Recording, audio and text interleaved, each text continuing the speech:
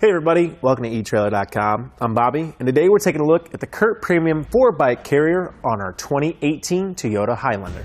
Now this can be an awesome way, especially if you have a family, of getting a couple of bikes to the trail with you. You'll notice that we do have a hanging style here, so if you're looking a way of getting your carbon frame bikes to the trailhead with you, unfortunately this won't be a great option as we will be warping and deteriorating those frames.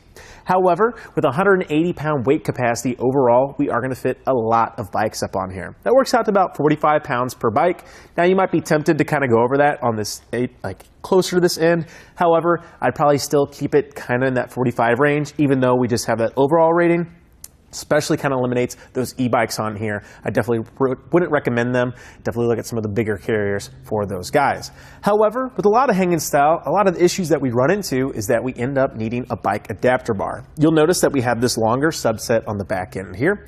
So normally we can't really make those frames actually work a lot on these hanging styles, and we have to end up getting a bike adapter bar to make them work for those step-throughs, women bikes, and kiddos bikes. However, you'll notice that we do have this nice tapered end here. Comes down to that way we don't actually have to get those bike adapter bars. And now those aren't too much of a hassle to worry about. However, you start losing them, start misplacing them, makes those Saturday mornings that much harder to get started. So this way we can go ahead and eliminate the need for that and just get our bikes up on here with no problem at all.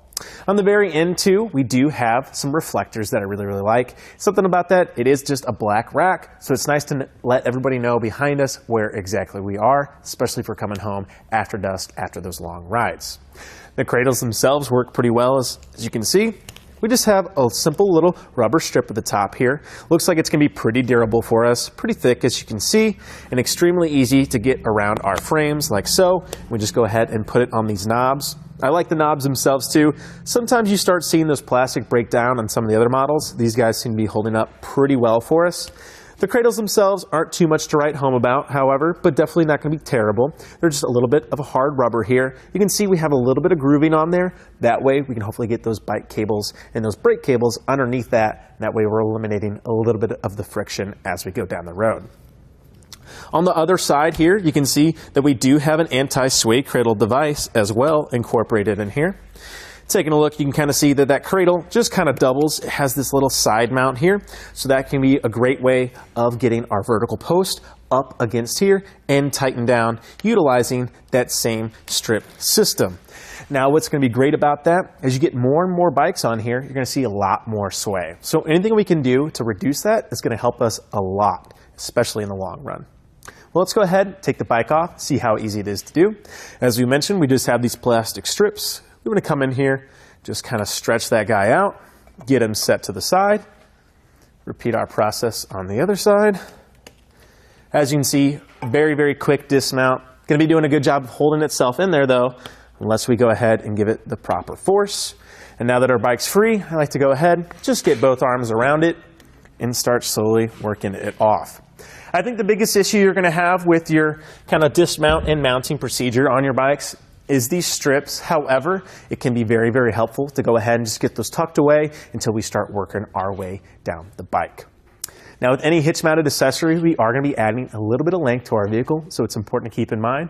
Let's go ahead and see how much length we've added today. So from the rear of our bumper to the very end of our hanging style, we can see that we're right at 38 inches from, well, we'll probably say 37.5 inches from the rear of our vehicle. So definitely adding a little bit of length, but let's keep in mind we are getting 4 bikes on this carrier. And we actually do have a way to actually shorten down that length relatively quickly. At the top of the mast too, you can see we just have this simple pin and spring clip system. I'm going to go ahead and pop open that clip, exposing that pin.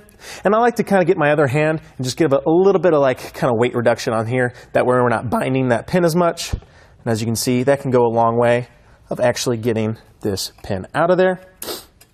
We can get a good little handle on it. And a little WD-40 can go a long way, especially as these guys get a little bit older and older, but definitely won't be too much of an issue. To reset it, I'm going to go ahead and wiggle that end down as well. And finding that pin can just take a little bit of wiggle. And then we can just reinsert our pin like so.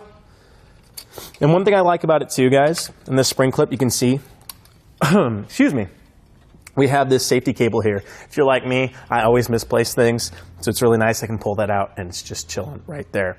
Well, as you can see, we cut down a lot of that length. Let's go ahead and see just how much we shaved down. Looks like our farthest point is actually going to be at the back end now here, at the very bottom. And right at 13 3/4, that definitely saves us a ton of space. Almost 30 inches already cut down. So now, hopefully, we can get this in the garage, and especially we can go to those tight parking places at the trailhead. It's going to give us a lot more maneuverability to get us around.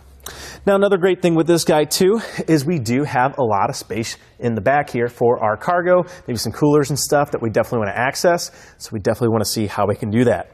And the back end here, we do have a tilt-away feature. On the very bottom, we just have a little kind of steam play little knob here. And what this is going to do, it's going to take a lot of that play out of our internal assembly. So we'll go ahead and loosen that a little bit, as you can see. And that's kind of let that wiggle a little.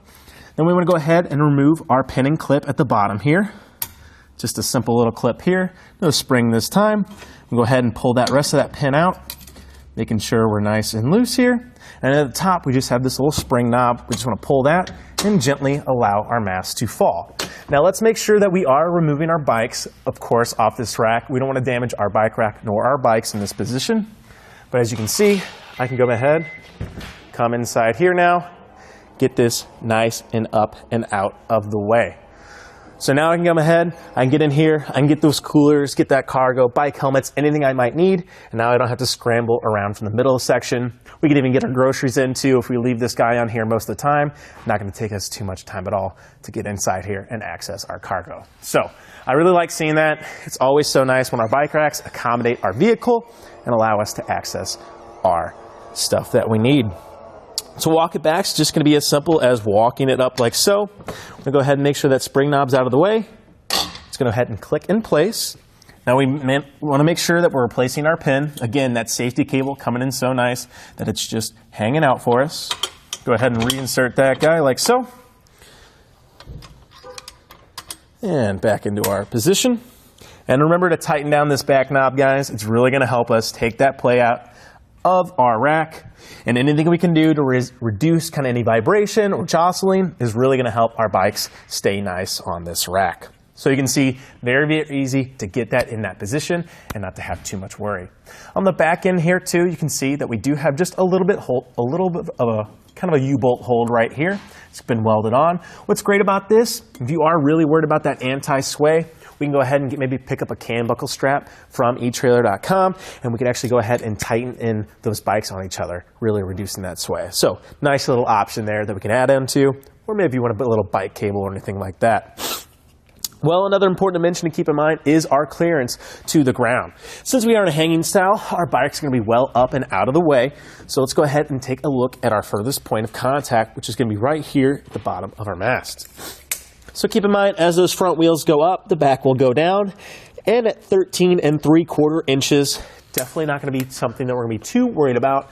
But keep in mind, if you have very steep driveways or you're doing a little bit of off-roading, I'd definitely make sure that we are keeping that clearance point in mind. But it's definitely nothing too crazy. Moving our way down the receiver here, you can see we do have a 2-inch hitch receiver.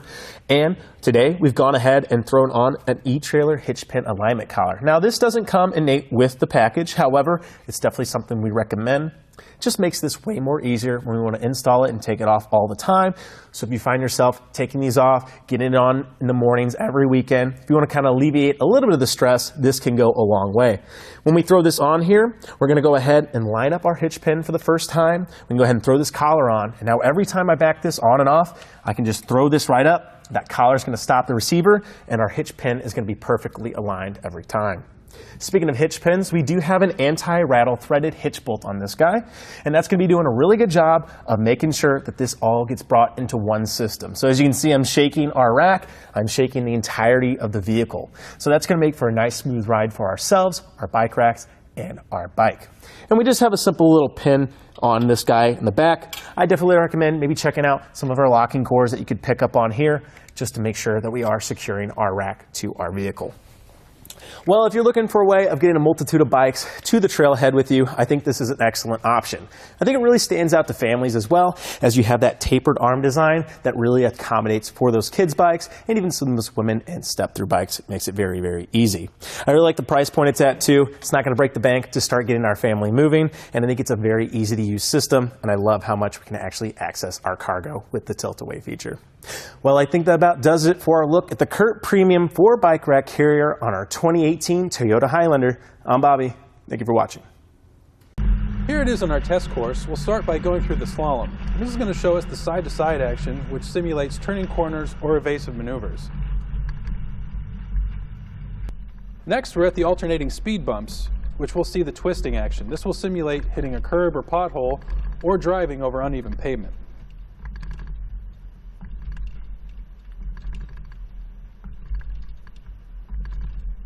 Finally, we have the full speed bumps, where we'll see the up and down action, which is just like driving out of a parking lot, garage, or driveway.